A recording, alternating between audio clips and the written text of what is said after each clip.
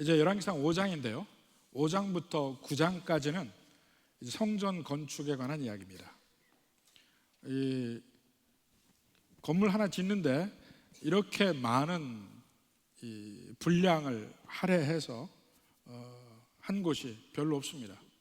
이건 말고는 출애굽기에 보면 성막을 짓는데 아주 자세하게 많은 양을 들여서 성막을 짓는 장면이 나옵니다. 여기서 성전에 대해서 나오는데, 이 성전 건축의 이 과정을 보면 고대 근동에서 그러한 그 빌딩 프로젝트 또는 이러한 템플을 짓는 여러 과정을 기록한 것들이 있는데 거의 그 패턴이 유사합니다. 예를 들어 보면 먼저 5장 1절부터 5절까지 보면 건축하기로 결정을 합니다.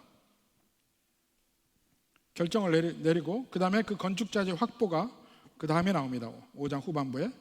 그리고 실제 건축 과정이 6장 7장에 나오고 마지막에 그 건축한 성전을 봉헌하고 봉헌기도하고 이것이 8장이에요. 그리고 마지막 9장 1절부터 9절까지가 하나님께서 그 솔로몬 왕을 축복하시는 장면입니다. 이 패턴이 거의 일정해요. 그리고 실제 솔로몬의 성전이 있었느냐 하는 문제에 있어서는 고고학적 발견들이 많이 나와 있습니다.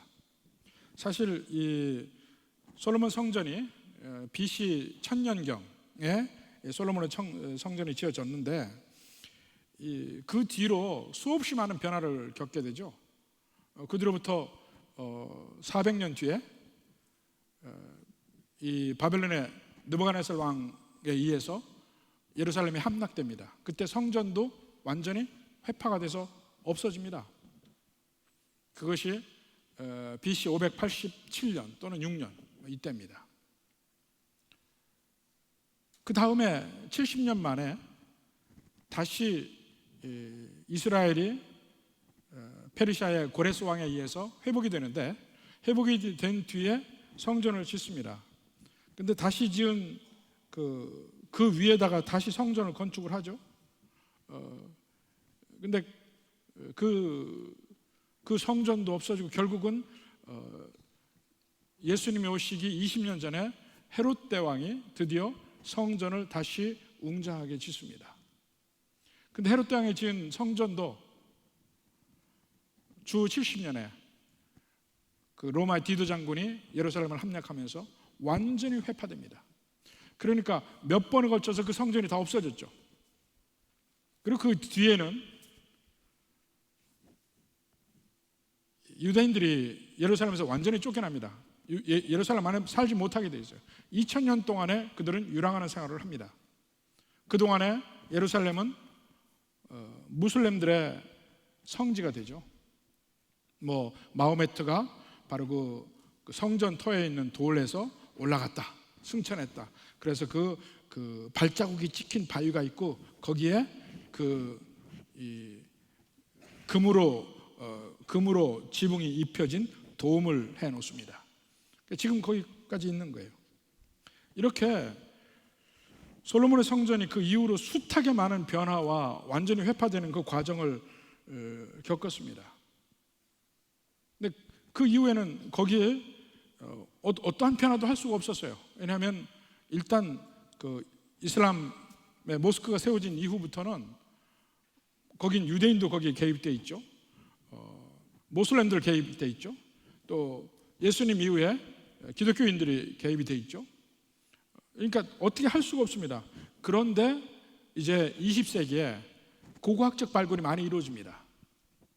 그래서 옛날 지금의 통곡의 벽이라고 하는 곳에 그 모스크 아래에 옛 성전터가 남아 있는데 그 돌들이 어마어마합니다. 근데 그 돌들은 헤롯 대왕이 지은 성전이에요.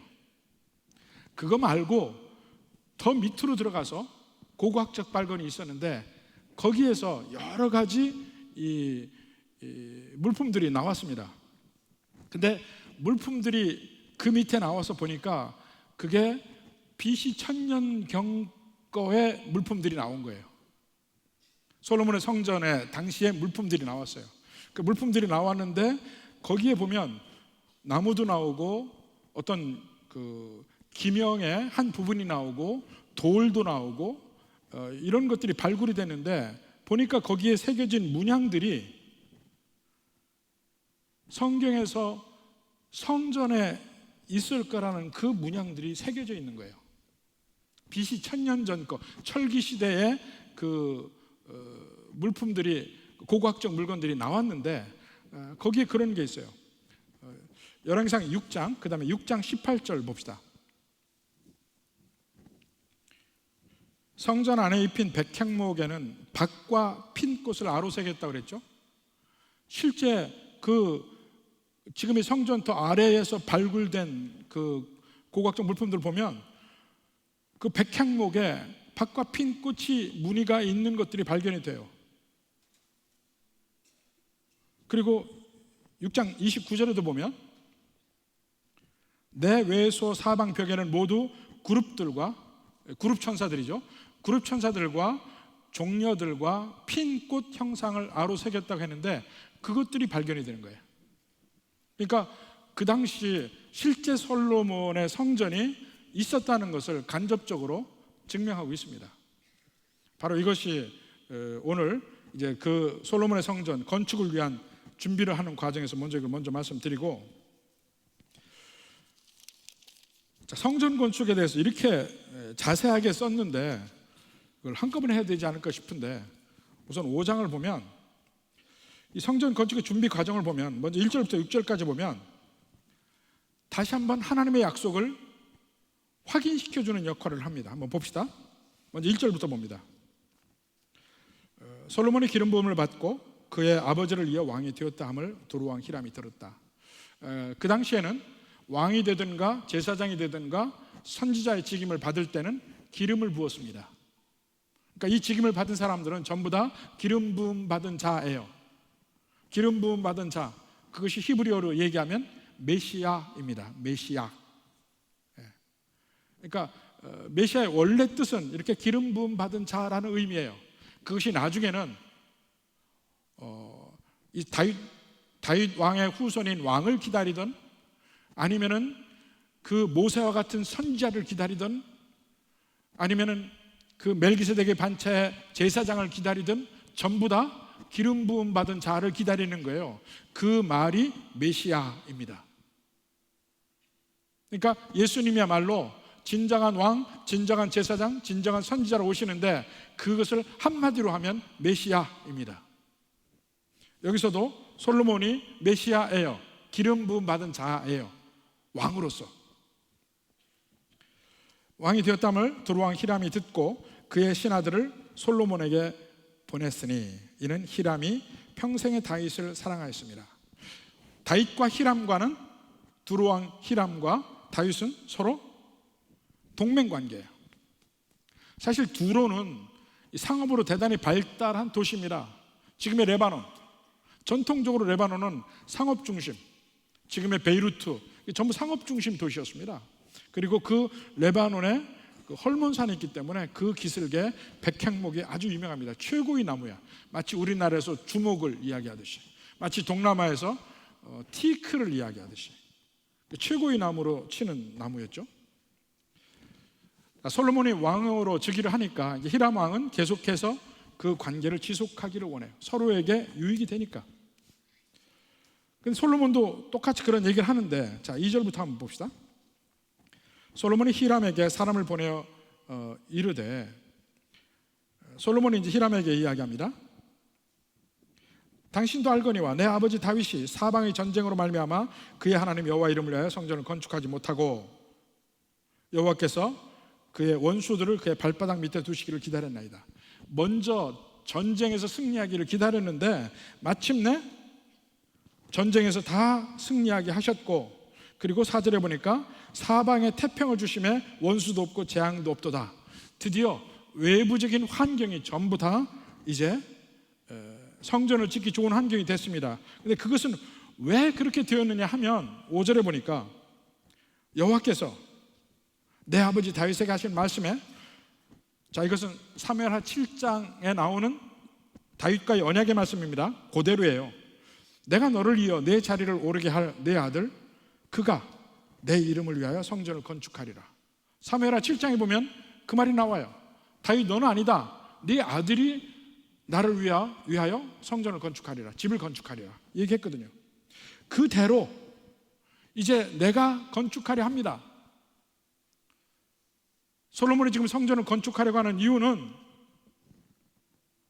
하나님이 그렇게 약속하셨고, 약속 다음에 하나님의 섭리대로, 이 섭리라는 말을 왜 쓰냐면요, 드러내서 하나님의 손길은 안 보여요.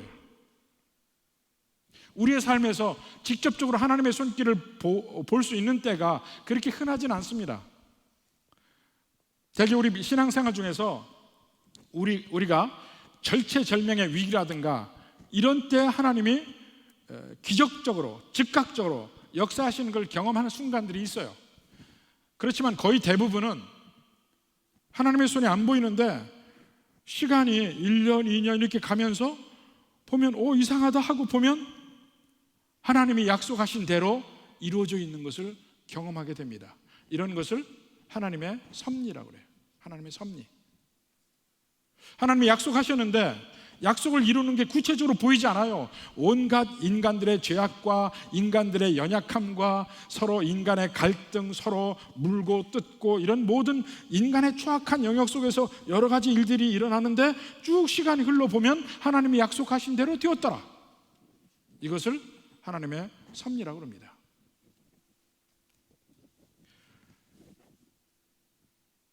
솔로몬이 보니까 모든 환경적으로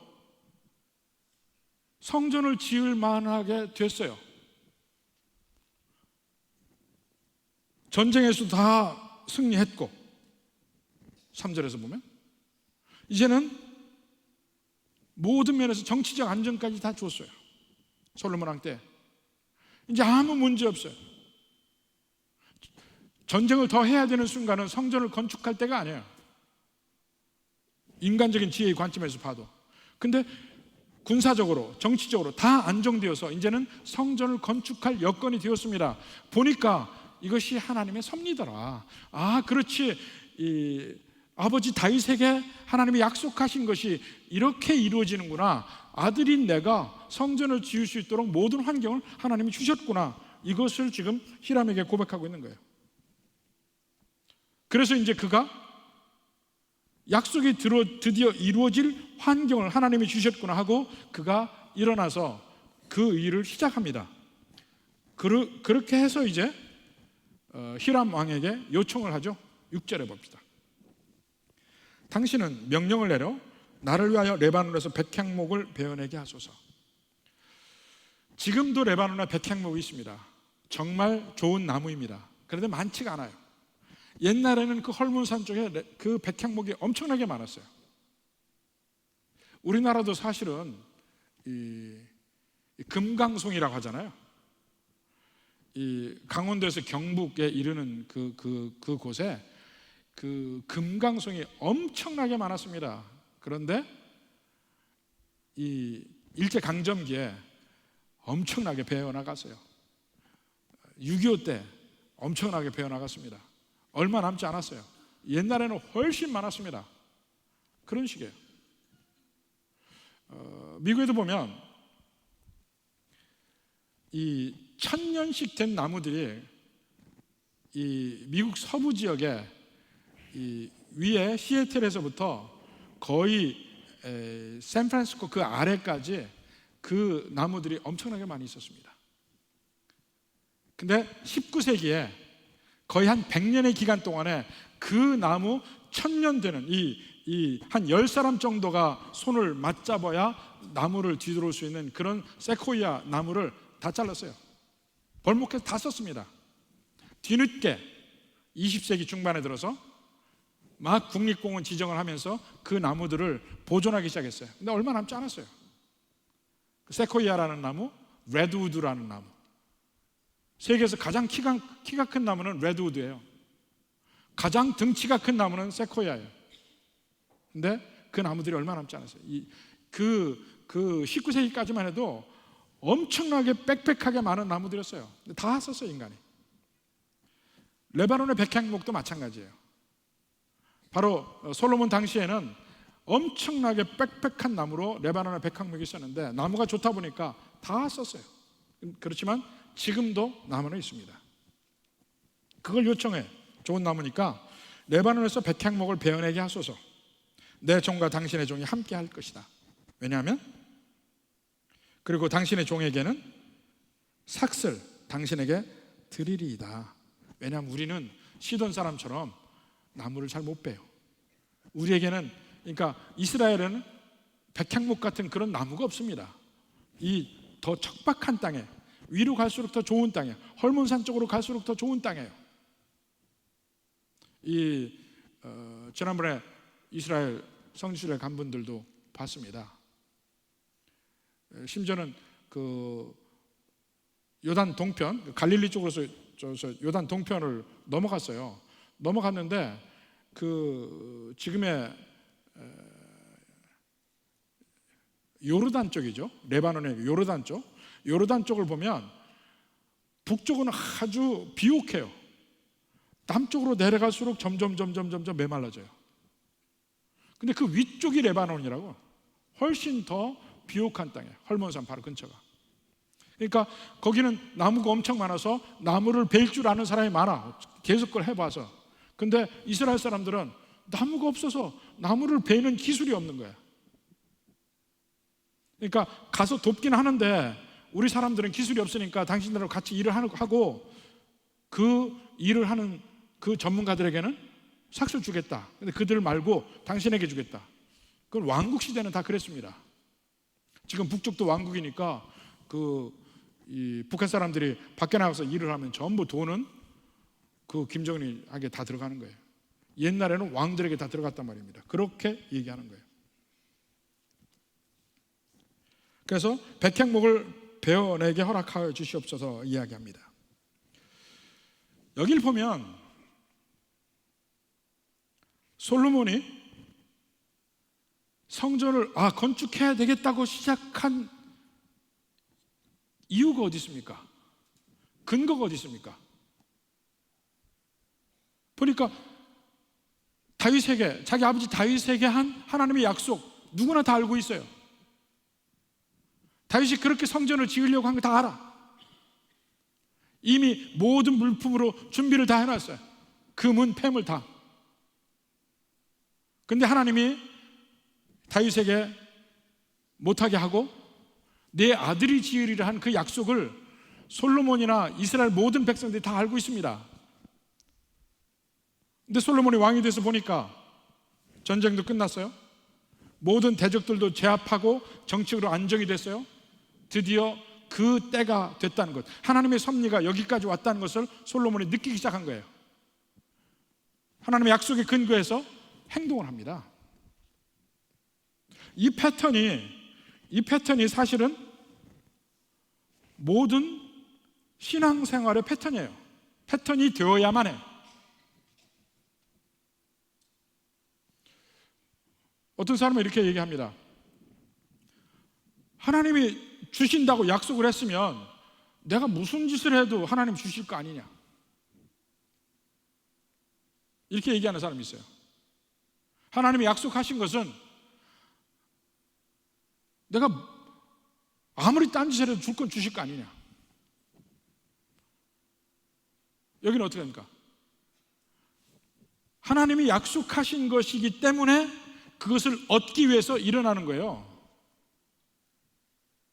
성전이 물론 하나님을 예배하는 곳입니다. 그렇지만 또 다른 면은 뭐냐면 그 당시에 그들의 하나님과 소통할 수 있는 유일한 통로가 성전이에요. 그들에게 정말 필요한 거예요. 근데 하나님이 솔로몬을 통해서 성전을 주시겠다고 약속을 했어요. 솔로몬이라고 보다 다윗의 아들을 통해 주시겠다고 약속을 했어요. 그 약속을 보고 여건이 됐고, 내가 시작해야 되는구나, 일을 하는 겁니다. 우리가 하나님의 일을 하게 되는 근거가 어디 있습니까? 성경에 있는 하나님의 약속을 근거로 일을 하는 거예요. 하나님께서 우리에게 이러이러한 행동을 하라, 그리하면 내가 너에게 복을 주겠다 하면 그 약속의 근거에서 우리가 그 일을 하는 거예요.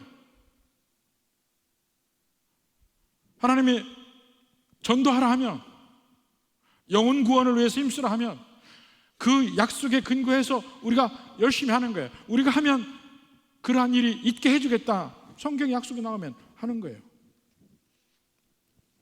우리의 모든, 우리가 힘을 내서 주의 일을 하는 근거가 어디 있느냐? 언제나 하나님의 약속이 있기 때문에 그렇습니다. 그게 내 원동력이 되는 거예요. 내 삶의 정당성도 부여해주고 열심히 일할 수 있는 자극제도 되고,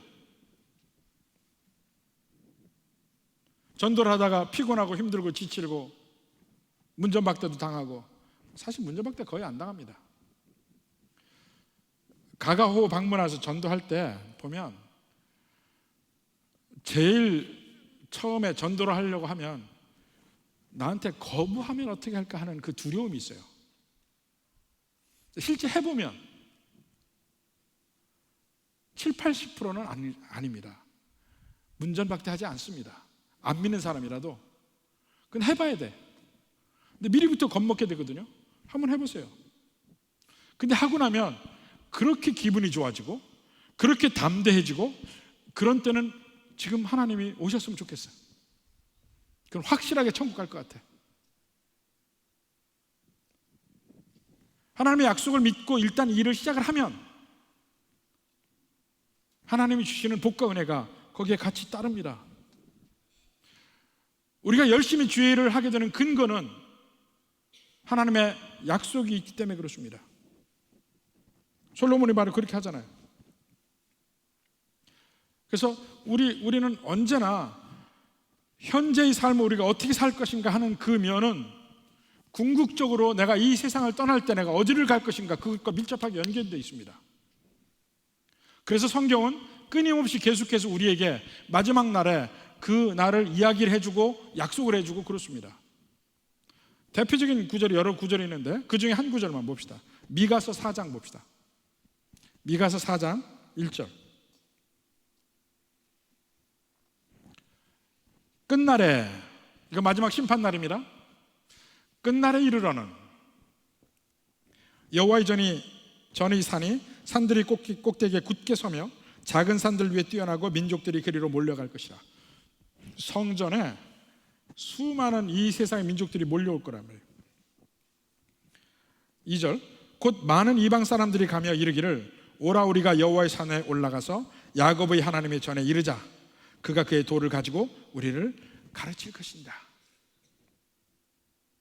또 3절에 그가 많은 민족들 사이의 일을 심판하시며 판결하시며, 4절에 각 사람이 자기 포도나무 아래와 자기 무화과나무 아래에 앉을 것이라. 가장 화평한 장면을 그렇게 표현했습니다. 포도나무 아래, 무화과나무 아래 앉아있다. 마지막 날에 그럴 것이라는 거예요. 이 약속을 믿기 때문에 그 약속이 내게 힘이 되어서 오늘날에 온갖 어려운 일도 참고 그 사단의 무서운 시험도 능히 이기고 이렇게 되는 거예요. 여러분의 삶에 원동력을 주는 게 어떤 게 있습니까? 여러분의 삶에 무엇을 붙들고 여러분이 생활을 하십니까? 우리는 언제나 믿는 백성들은 하나님의 약속을 붙들고 살아가야 돼. 결국 내가 이렇게 살아가면 마침내 하나님이 내게 복을 주시고 나를 일으키시고 나를 평강으로 인도하시리라. 그 약속을 믿고 살아가는 거, 그 약속의 원동력입니다. 솔로몬도 그 약속에 힘입어서 드디어 움직이기 시작해. 성전을 지으려 가기 시작해. 두 번째로는 성전 건축 준비는 이미 거기에 보면 하나님 나라가 오실 것을 기대하게 만들어요. 자, 여기 보면 솔로몬이 요청을 했죠. 그러니까 히람 왕이 기꺼이 솔로몬 왕에게 건축자재를 주려고 합니다. 8절에서 10절까지 보십시오. 이에 솔로몬에게 사람을 보내어 이르되 당신이 사람을 보내 하신 말씀을 내가 들었거니와 바라는 대로 다 주겠다. 또 9절에 내 종이 레바논에서 바다로 운반하겠고 내가 그것을 바다에서 뗏목으로 엮어 당신이 지정하는 곳으로 보내고 거기서 그것을 풀리니 당신은 받으시고 내 원대로 하여 받으시고, 그러니까 다 주겠다. 백향목, 잣나무 다 주겠다. 근데 내 원을 이루어, 9절 끝에 보면 나의 궁정을 위하여 음식물을 주소서. 이게 이제 서로 간의 조약입니다. 나는 당신에게 이걸 줄 테니까 당신은 내게 무엇을 달라, 이 얘기입니다. 그렇게 이야기하면서 솔로몬의 모든 원대로 백향목 제목과 잣나무 제목을 주었다. 기꺼이 이제 히람 왕이 줍니다. 그러니까 솔로몬이 거기에 응해서 음식물을 어마어마하게 줍니다. 11절에 솔로몬이 히람에게 그의 궁정의 음식물로 밀 1만 고루와, 그 고루가 얼마나 큰지는 모르겠습니다만 엄청난 양입니다. 많은 기름 20고루를 주고 해마다 그와 같이 주었더라. 이것을 해마다 주었다는 거예요. 매년. 그러니까 이거 언약적 관계죠. 여기서 히람 왕도 그 제목을 주는 것도 계속적으로 진행형으로 되어 있어요. 계속 주는 거예요. 솔로몬도 음식을 계속 주는 것이고 서로 간에 끊임없는 이런 교류의 관계라는 것을 알 수가 있습니다. 그러니까 이제 7절에 보니까 히람 왕이 여호와를 찬양합니다. 히람이 솔로몬의 말을 듣고 크게 기뻐하여 이르되 오늘 여호와를 찬양할지로다. 그가 다윗에게 지혜로운 아들을 주사 그 많은 백성을 다스리게 하셨도다. 자, 7절까지 이렇게 얘기하는데, 자, 그 앞에 4장의 제일 끝절하고 5장 1절을 연속해서 한번 읽어볼 필요가 있습니다. 4장 34절. 여기서부터 5장 1절을 연결해서 봐요. 4장 33절에 4절에 뭐라고 되어 있냐면 사람들이 솔로몬의 지혜를 들으러 왔으니 이는 그의 지혜의 소문을 들은 천하 모든 왕들이 보낸 자들이더라. 왕들이 솔로몬의 지혜 좀 듣고 와라고 자기 신하들을 보낸 거예요. 근데 5장 1절 봐요. 솔로몬이 기름 부음을 받고 그의 아버지를 이어 왕이 되었다 함을 두로 왕 히람이 듣고 그 다음에 그의 신하들을 솔로몬에게 보냈다. 4장 마지막 절에 수없이 많은 이 세상의 왕들이 솔로몬 왕의 지혜를 듣고 사람을 보내요. 근데 히람 왕도 그 소식을 듣고 사람을 보내요. 이 광경이 구약 중에서 모형적으로나마 마지막 날 일어날 일에 대해서 미리 보여준 거예요. 지난번에도 그 4장에서 보았죠. 아브라함의 언약이 이루어진 면을 4장에서 보았습니다. 예를 들어서 4장 24절, 25절 보면, 자, 4장 20절, 21절, 25절 다. 4장 20절에 보면 유다와 이스라엘의 인구가 바닷가에 모래같이 많다. 아브라함의 언약에 나오는 말이에요. 그리고 그 땅이 21절에 보면 그 강에서부터 유프라테스 강이죠. 유브라데 강에서부터 블레셋 사람의 땅에 이르기까지와 애굽 정에 미치기까지 모든 나라를 다스리고, 이 경계, 원래 하나님이 약속한 경계를 다 차지했다. 사람이 약속대로 다 엄청나게 많아졌다. 땅 약속대로 다 차지했다. 그 다음에 그 안에의 평강. 25절 솔로몬이 사는 동안에 유다와 이스라엘이 단에서부터 브엘세바에 이르기까지 포도나무 아래와 무화과 나무 아래에서 평안히 살았더라. 백성들 다 이루어졌죠.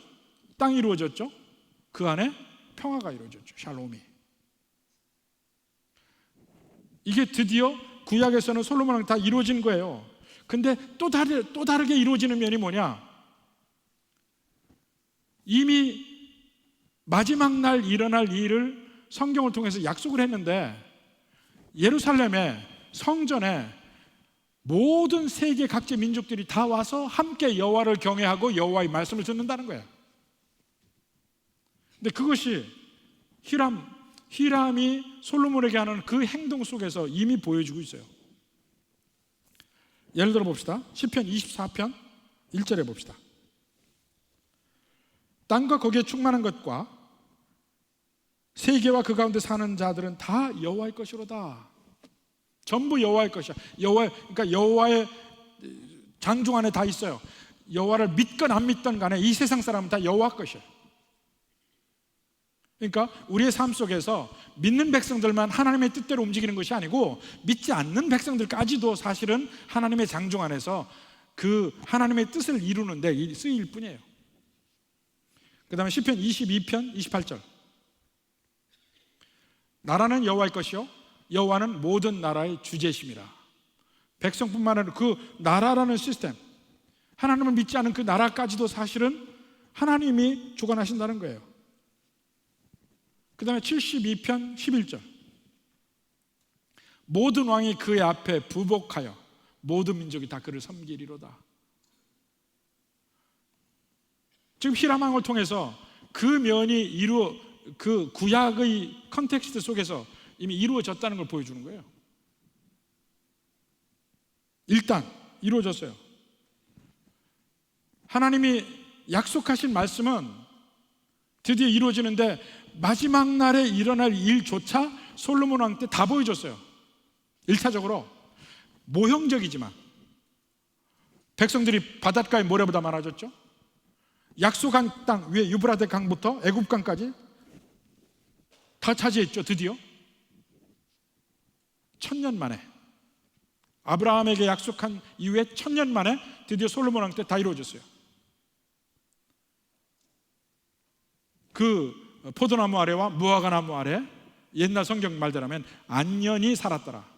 담대하게 평안하게 살았더라.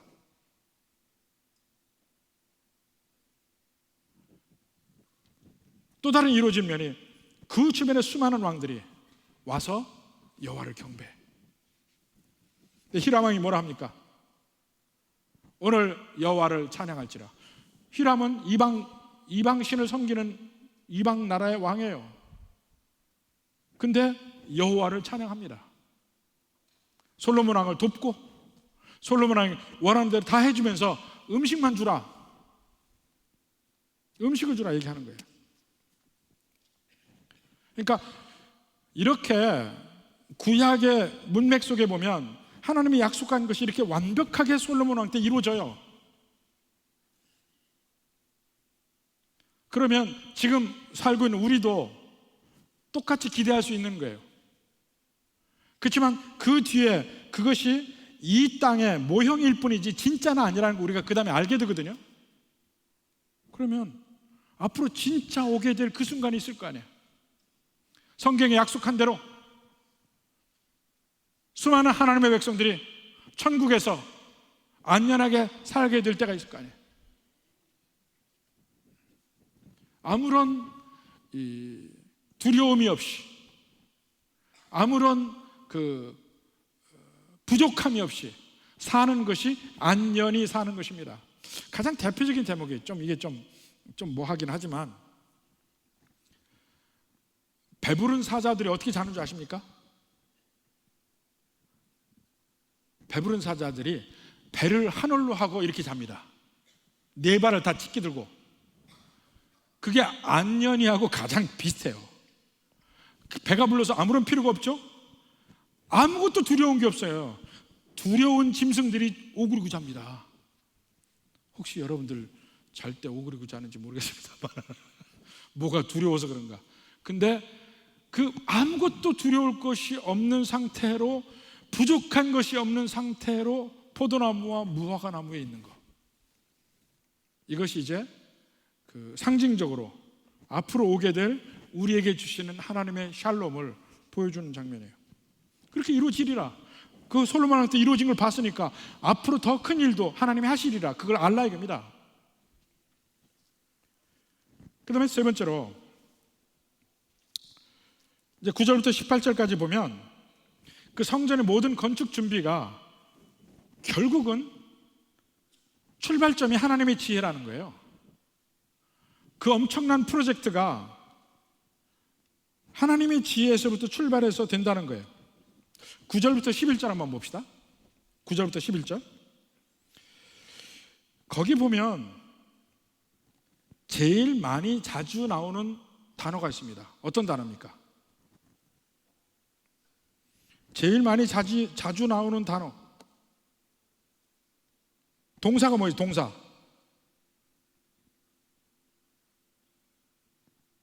12절까지 보면 준다는 말이 5번 나옵니다. 준다는 말. 이걸 한번 생각해 봐요. 준다는 말. 자, 봅시다. 9절에 보면 히람이 하는 말이죠. 이렇게 해서 지정하는 곳에 그것을 풀리니 당신은 받으시고 내 원을 이루어 나의 궁정을 내 음식물을 주소서 나오죠. 그러면서 솔로몬의 원대로 제목을 주매. 11절에 그 음식물 얼마를 주고 해마다 그와 같이 주었더라. 계속 주다. 히람은 백향목 제목 주고 잣나무 제목 줍니다. 계속적으로. 솔로몬은 궁정을 위한 음식물을 해마다 줍니다. 계속적으로. 근데 그 클라이맥스는 12절이에요. 여호와께서 그의 말씀대로 솔로몬에게 지혜를 주셔서 히람과 솔로몬이 약조를 맺고 화친을 맺고 같이 서로 주고 한단 말입니다.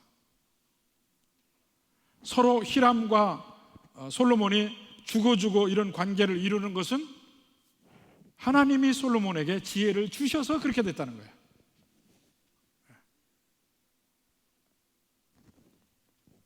그리고 하나님이 솔로몬에게 지혜를 주셔서 또 일어난 일이 그 다음에 13절부터 18절까지 일어난 일입니다.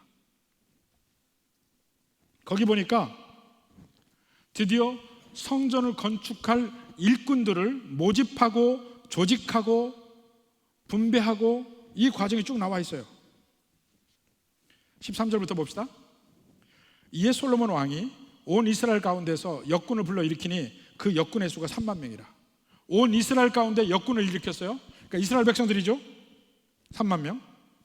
그들은 세수로 나눠서 10,000명씩 나눠서 10,000명이 레바논 가서 일하고 20,000명은 집에서 일하고 다시 그 다음에 10,000명이 가고 그 다음 달에 10,000명이 가고 3교대로 가게 일을 하는 것을 봅니다. 15절에 보니까 솔로몬에게 또 짐꾼이 7만 명이요 산에서 돌을 뜨는 자가 8만 명이라. 3만 명이 있었는데 짐꾼 7만 명, 돌 뜨는 자 8만 명은 또 어디서 나오냐 이게요. 이거는 9장에 보면 이 역군들의 상당수가 노예들이라는 걸 알 수가 있습니다. 9장 20절 봅시다. 9장 20절부터 22절까지 보면 이스라엘 자손이 아닌 아모리 사람과 전부 가나안 족속 일부죠. 헷 사람과 브리스 사람과 히위 사람과 여부스 사람 중 남아있는 모든 사람 곧 이스라엘 자손이 다 멸하지 못함으로 그 땅에 남아있는 그들의 자손들을 솔로몬이 노예로 역군을 삼았다고 했어요. 가나안 백성들이 안 죽고 그 달에 계속 사는 사람들이 있어요. 그 사람들을 전부 솔로몬 왕이 노예로 역군을 삼았어요. 22절에 다만 이스라엘 자손은 솔로몬이 노예를 삼지 아니하였으니 그들은 군사와 그 신하와 고관과 대장이며 병거와 마병의 지휘관이 됨이었더라. 그러니까 그 역군이 이스라엘에서 3만이라 했잖아요. 7만, 8만 이 사람들은 다 노예들이었어요. 엄청난 수로 해서 드디어 그 성전 짓는 문제를 이루어가기 시작합니다. 조직을 해서. 아니 이건 노동 착취 아니냐? 예, 맞아요. 노동 착취 맞아요. 오늘날 기준으로 보면. 그러나 그 당시 모든 왕국의 기준으로 보면 다 그렇게 했어요. 그러니까 온 나라가 왕 하나를 위해서 존재했어요. 그래서 왕궁을 위해서, 성전을 위해서, 그 템플을 위해서 온 나라가 같이 존재를 했었습니다. 그러니까 이렇게 조직을 해서 가는 것이 결국은 하나님께서 솔로몬에게 주신 지혜대로 해서 조직을 완벽하게 하고 성전을 짓는 거라 이겁니다. 재료를 얻는 데서부터 모든 노무관계, 노동자들 배치하는 문제, 조직하는 문제, 이 엄청난 프로젝트를 하는데 그 출발점이 뭐냐?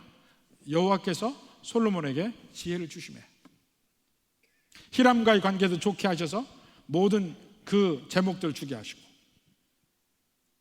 거기는 인력을 효율적으로 활용하게 하시고 그 일을 하는 겁니다. 처음부터 끝까지 제일 먼저 성전을 지어야 되겠다고 하는 마음이 나는 것부터 이미 하나님의 약속을 근거해서 그 마음이 난 거예요. 하나님이 약속하셨으니 내가 그 약속을 이루겠다. 제게 처음에 예수님 믿으면서 이 성령님의 강력한 역사를 제가 경험한 적이 있습니다.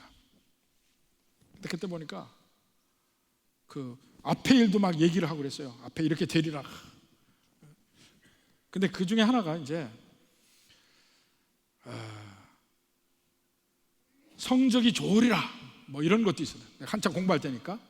그때는 못 모르고 하나님이 성적이 좋게 해주겠으니까 나 성적 좋겠지. 그리고 공부 안 했어요.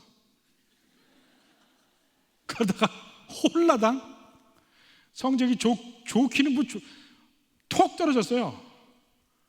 그때 제가 엄청나게 많이 느꼈어요. 하나님이 약속하신 것은 약속하셨으니까 더 이루려고 노력해야 되는구나.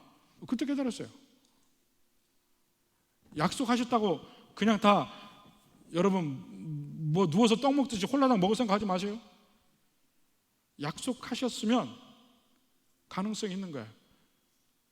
열심히 얻으려고 노력하면 얻을 수 있어요. 그래서 약속하지 않은 것은 아무리 날고 뛰는 재주로 노력을 해도 못 얻어요. 약속하신 것은 믿고 그것을 향해서 열심히 가면 얻을 수 있어요. 솔로몬은 그거예요. 약속하신 걸 보고 내가 이걸 해야 되겠다 느낀 거야. 그것을 위해서 온갖 지혜를 짜내요. 근데 그 지혜를 짜내는 모든 것이 다 하나님이 주신 거라니까. 일은 열심히, 얼마나 솔로몬이 그 성전을 지으려고 고민도 많이 했겠어요. 그렇지만 고민하는 순간에 뭔가 어려운 문제를 뚫고 나가고 그 모든 것이 다 하나님이 주신 지혜로 그렇게 되더라 이겁니다. 그러니까 하나님이 지혜를 주시지 않으면 우리의 삶에 될 일이 없습니다. 될 일이 없어요. 먼저 그러니까 하나님의 약속을 보고 하나님의 뜻 안에서 내가 주님의 뜻 안에서 그 길을 향해서 매진해 갈 때 분명히 이룰 수 있습니다. 내 능력이 아닌 더 큰 일, 엄청난 일도 해낼 수 있습니다. 내 능력이 아니니까. 하나님의 약속에 근거해서 하나님의 약속을 붙들고 그 길을 가려고 노력을 하면 때로는 좌절하고 힘들고 어렵고 넘어지고 할 때 있습니다. 그렇지만 그래도 그 약속을 보는 그 목표를 잃지 않고 표대를 향해서 간다면 마침내 이룰 수 있습니다. 이 성전 건축은 엄청난 일을, 국제적인 문제예요. 이거 히람과의 관계까지 하면 이 엄청난 일을 솔로몬이 이뤄가는 과정. 솔로몬이 대단합니까? 아닙니다. 솔로몬에게 지혜를 주신 여호와 하나님이 대단한 겁니다. 그분의 은혜가 대단한 겁니다. 부디 모든 우리 성도님들은 그 하나님의 은혜에 힘입어서 성경의 약속을 붙들고 하나님 내 심령에 주신 그 마음의 소원을 붙들고 그것을 얻기 위해서 열심히 노력해서 마침내 얻게 되기를 주님의 이름으로 축원합니다.